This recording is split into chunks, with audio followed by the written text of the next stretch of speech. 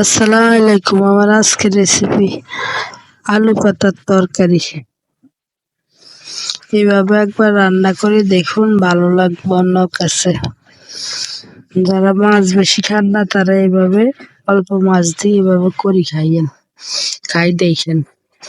এই যে আমি একটা পাইপিন নিলাম, শাকটা কুড়ি নিলাম, নিয়ে ধুই রাখি দিছি। দিয়ে আপনার কিছু রসুন কুচি, পেঁয়াজ কুচি দিই, একটু কয়টা কাঁচামরিচ দিলাম, দিয়ে এগুলারে ভালো করে ভাজি। রসুন বাটা দিলাম, দিয়ে একটু পরিমাণ মতো লবণ দিলাম।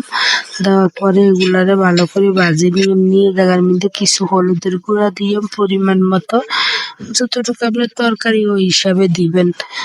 এরপরে দিয়ে আমার আধা চামচের মতন আপনার মরিচের গুঁড়া দিয়ে আবার এগুলা নাড়ি চাড়ি ঢাকা দিয়ে রাখি দিয়ে এগুলা কষানি হইলে এই জায়গায় দিয়ে আপনার মাছগুলা দিয়ে এনে 3টা কোলের মাছ আছে পিস। এগুলা পাতলা তো, এলাই 3টা দিছি, নাইলে একটা দিয়ে করন যাইতো যদি বড় হইতো। এরপরে আমি ছোট ছোট 2টা আলু লইলাম, এগুলা কুটি লইলাম।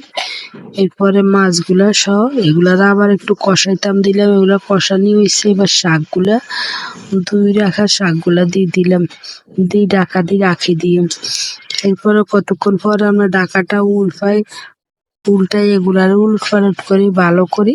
এগুলারে ঝুরঝুরে একটু করে নিতে হইব। এরপরে ঝুরঝুরে করার পরে সুন্দর করে লাড়ি চাড়ি এগুলারে উপর নিচ করি আলু মাছগুলারে ভাঙি দিতে হইব। ভাঙি চুরি দিয়ে কাঁটাগুলা উপরে আপনার ফালাই দিবেন। দেওয়ার পরে এবার পরিমাণ মতো এই জায়গা পানি দিয়ে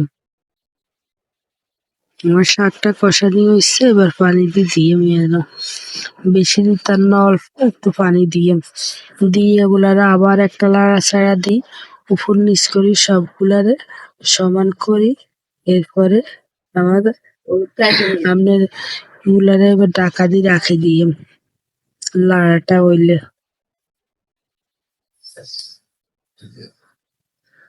এরপরে ঢাকাটা উল্টায় আমার প্রায় তরকারিটা আপনার রান্না করা হয়ে গেছে।